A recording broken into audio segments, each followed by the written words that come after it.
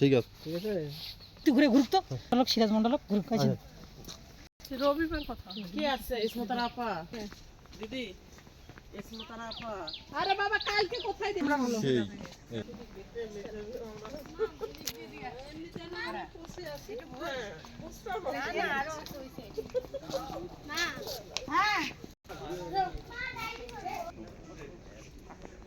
ওই যে ভাইরা ওই যে এই দিক দিয়ে ঢুকছে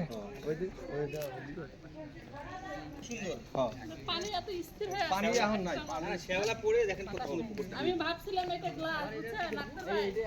ভাবছিলাম এটা গ্লাস পানি কিন্তু পানি এত স্থির কেন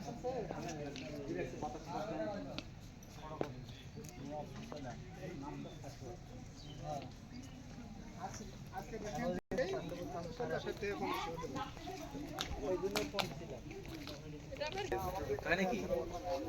কি রে এনে করলে কি হবে